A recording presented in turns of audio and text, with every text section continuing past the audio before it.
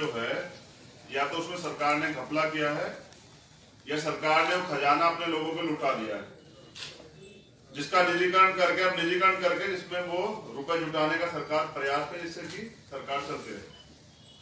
और मेरी राय में एक षड्यंत्र है जो सत्ता में बैठे लोगों ने रचा है, लोकतंत्र को महंगा करके।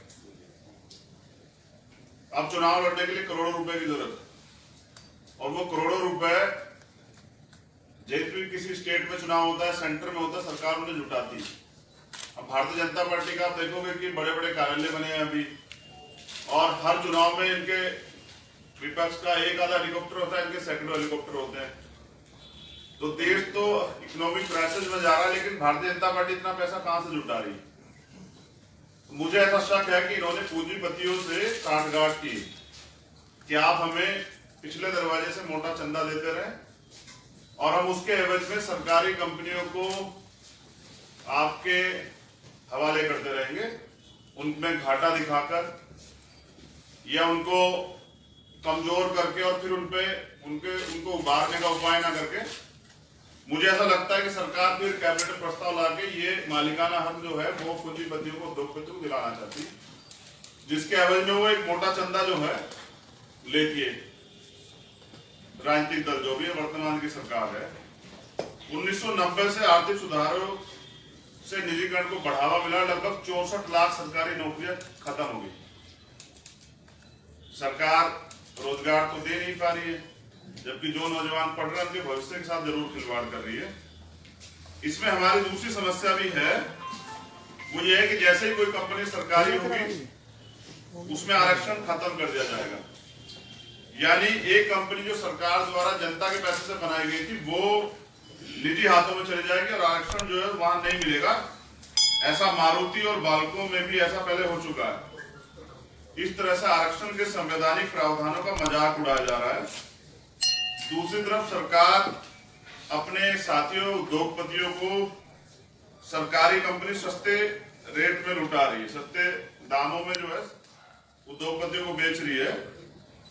ये हर लिहाज से गलत है, सरकारी कर्मचारियों के लिए भी, इस देश के वंचित समाज के लिए भी, इस देश के युवाओं के लिए भी और देश के गरीबों के लिए भी, क्योंकि सरकारी जो उपक्रम है उनमें गरीबों को थोड़ी सी सहायता मिलती है। सरकारी जो उपक्रम है वहां से सरकारी नीतियां जो है वो गरीबों के लिए, लाभ के लिए होती है। अगर हम उदाहरण के तौर पर बात करें तो रेलवे आप इसका बड़ा उदाहरण है, और बर्बाद करने के लिए बीएसएनएल इसका बड़ा उदाहरण। बीएसएनएल बर्बाद हुआ तभी तो जियो चल रहा है, और रेलवे इसलिए क्योंकि एक गरीब आदमी भी उसमें, एक अमीर भी उसमें सफर कर सकता है और एक गरीब भी सरवाइव कर सकता है। सरकार गरीबों की आमदनी तो बढ़ाने से गई, लेकिन जो उनका जरिया था उसको भी जो है छीनने का काम करे। ये मेरी निजीकरण पे बात है। बात करेंगे लेटरल एंट्री की। भारत सरकार में ज्वाइंट सेक्रेटरी और डायरेक्टर के लिए 30 अफसरों को जो है नियुक्त करने के मामले में देश के जो तमाम युवा हैं उनमें बहुत आक्रोश है। और सबसे शर्मनाक ये कि केंद्रीय वित्त मंत्री ने बाकायदा ट्वीट किया इस जानकारी के लिए कि मैं घोषणा करती हूँ। मानो देश के युवाओं के लिए उन्हें नौकरी का कोई अवसर दिया हो कि मैं नौकरियों की घोषणा करती हूँ, जबकि हमारे देश के जो और भी जो मिनिस्टर है वो कहते हैं कि हमने ठेका नहीं रखा युवाओं का, जबकि 51% युवा वाले देश में, युवा देश की रीढ़ है, उनको नकारा नहीं जा सकता है। भारतीय संविधान के आर्टिकल 315 से 323 के बीच केंद्र और राज्य सरकारों के लोक सेवा आयोग का प्रावधान है। इन्हें सरकारी सेवा में नियुक्ति के लिए नियम बनाने में परीक्षा आयोजित करने का जिम्मा सौंपा गया है। सरकार अधिकारियों की नियुक्ति के मामले में इतना गंभीर, सरकारी अधिकारियों की नियुक्ति के मामले में इतना गंभीर समझा गया है कि उसे बाकायदा संविधान का हिस्सा बनाया गया है। अब उसी का उल्लंघन करके चोर दरवाजे से, यानी कि लेटरल एंट्री से के जरिए अपने अफसर भरे जा रहे हैं। तो ये इसलिए भी बुरा है कि अगर सरकार अपने चहेते लोगों को सिस्टम में बिठा देगी तो मुझे लगता है कि राजा ने दिन कहा तो रानी ने भी दिन कहा और मंत्रियों ने भी दिन कहा। राजा ने रात कही तो रानी ने भी रात कही और मंत्री ने भी रात कही, और ये सुबह सुबह की बात थी। मुझे ऐसा लगता है कि सरकार के चहेते लोग वहां बैठ जाएंगे तो मुझे लगता है कि ना तो न्याय संगत कोई काम होगा, ना ही संविधान संगत कोई काम होगा, ना ही कानून के दायरे में कोई काम होगा। कई मामलों में हमने देखा भी है कि आंदोलन करना हमारा कॉन्स्टिट्यूशनल राइट है, जबकि वहां लोहे की इतनी लंबी लंबी कीलें जो है वो गाड़ दी जाती है। और उसके साथ साथ जो है वो वायर जो है वो वायर लगाया जाता है जो बॉर्डर पे लगा हुआ है। इसमें कुछ बड़ी समस्याएं जो है वो फ्यूचर में जो आने वाली उसको भी मैं आपकी जानकारी रख देता हूं। एक तो ये संविधान का खुला उल्लंघन है, क्योंकि अवसर की समानता के संवैधानिक सिद्धांत को पर लैटरल एंट्री एक हमला है। यहाँ इसमें अवसर की समानता नहीं, सरकार जिसे चाहेगी वो रखेगी। तो ये भी निजीकरण ही है। जो छात्र नौजवान इन नौकरियों के लिए कई वर्षों से दिल्ली में रह के कठिन मेहनत कर रहे हैं, देश के कहीं भी किसी कोने में रह के मेहनत कर रहे हैं, उनके साथ भी अन्याय, उनका हक मारा जा रहा है। इस वजह से नौकरियों के अवसर लगातार खत्म हो रहे हैं। लेटरल एंट्री के जरिए प्राइवेट कंपनी के लोगों को सीधे सरकार में लाया जा रहा है। ये उन लोगों के साथ भी अन्याय है जो पहले से सेवा में और पदोन्नति पाने के लिए लंबे समय से प्रतीक्षा कर रहे हैं। जो पहले से लोग सेवा में हैं उनको संयुक्त सचिव बनने में, अगर मैं बात करूं सेक्शन अधिकारी की, तो उसको 25 से 30 साल लगते हैं।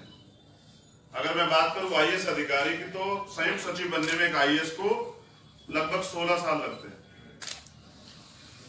तो वो गैर जिम्मेदार लोग जो सरकार रख रही है, जिनके पास कोई ज्यादा अनुभव भी नहीं है, इस तरह की नियुक्तियों में कोई परीक्षा न होने से भ्रष्टाचार, भाई भतीजेवाद में खुली छूट मिल जाएगी। सरकार ने साफ कर दिया कि नियुक्ति में आरक्षण नहीं मिलेगा, जबकि अवसर की समानता सिद्धांत ये है कि आरक्षण व्यवस्था रहेगी और सबको मौका मिलेगा। और ये बात लेटरल नियुक्ति की विज्ञापन में भी देखी जा सकती है। यानी लेटरल एंट्री आरक्षण के को बाईपास करने का जरिया बन गया है।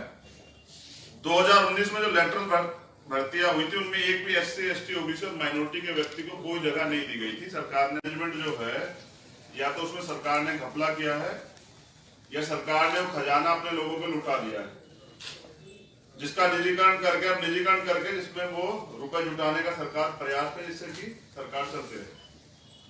और मेरी राय में एक षड्यंत्र है जो सत्ता में बैठे लोगों ने रचा है, लोकतंत्र को महंगा करके। अब चुनाव लड़ने के लिए करोड़ों रुपए की जरूरत है, और वो करोड़ों रुपए जिस भी किसी स्टेट में चुनाव होता है, सेंटर में होता है, सरकार उन्हें जुटाती है। अब भारतीय जनता पार्टी का आप देखोगे कि बड़े बड़े कार्यालय बने हैं अभी, और हर चुनाव में इनके विपक्ष का एक आधा हेलीकॉप्टर होता है, इनके सैकड़ों हेलीकॉप्टर होते हैं। तो देश तो इकोनॉमिक क्राइसिस में जा रहा है, लेकिन भारतीय जनता पार्टी इतना पैसा कहां से जुटा रही है? मुझे ऐसा शक है कि इन्होंने पूंजीपतियों से साठगांठ की कि आप हमें पिछले दरवाजे से मोटा चंदा देते रहे और हम उसके एवज में सरकारी कंपनियों को आपके हवाले करते रहेंगे, उनमें घाटा दिखाकर या उनको कमजोर करके और फिर उनको उबारने का उपाय ना करके। मुझे ऐसा लगता है कि सरकार फिर कैबिनेट प्रस्ताव लाके ये मालिकाना हक जो है वो पूंजीपतियों को, उद्योगपतियों को दिलाना चाहती है, जिसके एवज में वो एक मोटा चंदा जो है लेती है। राजनीतिक दल जो भी है, वर्तमान की सरकार है, 1990 से आर्थिक सुधारों से निजीकरण को बढ़ावा मिला, लगभग 64 लाख सरकारी नौकरियां खत्म हो गई। सरकार रोजगार तो दे नहीं पा रही है, जबकि जो नौजवान पढ़ रहे हैं उनके भविष्य के साथ जरूर खिलवाड़ कर रही है। इसमें हमारी दूसरी समस्या भी है, वो ये है कि जैसे ही कोई कंपनी सरकारी होगी उसमें आरक्षण खत्म कर दिया जाएगा। यानी एक कंपनी जो सरकार द्वारा जनता के पैसे से बनाई गई थी वो निजी हाथों में चली जाएगी और आरक्षण जो है वहां नहीं मिलेगा। ऐसा मारुति और बाल्को में भी ऐसा पहले हो चुका है। इस तरह से आरक्षण के संवैधानिक प्रावधानों का मजाक उड़ाया जा रहा है। दूसरी तरफ सरकार अपने साथियों उद्योगपतियों को सरकारी कंपनी सस्ते रेट में लुटा रही है, सस्ते दामों में जो है उद्योगपतियों को बेच रही है। ये हर लिहाज से गलत है, सरकारी कर्मचारियों के लिए भी, इस देश के वंचित समाज के लिए भी, इस देश के युवाओं के लिए भी और देश के गरीबों के लिए भी, क्योंकि सरकारी जो उपक्रम है उनमें गरीबों को थोड़ी सी सहायता मिलती है। सरकारी जो उपक्रम है वहां से सरकारी नीतियां जो है वो गरीबों के लिए, लाभ के लिए होती है। अगर हम उदाहरण के तौर पर बात करें तो रेलवे आप इसका बड़ा उदाहरण है, और बर्बाद करने के लिए बीएसएनएल इसका बड़ा उदाहरण है। बीएसएनएल बर्बाद हुआ तभी तो जियो चल रहा है। और रेलवे इसलिए क्योंकि एक गरीब आदमी भी उसमें, एक अमीर भी उसमें सफर कर सकता है और एक गरीब भी सरवाइव कर सकता है। सरकार गरीबों की आमदनी तो बढ़ाने से गई, लेकिन जो उनका जरिया था उसको भी जो है छीनने का काम करे। ये मेरी निजीकरण पे बात है। अब बात करेंगे लेटरल एंट्री की।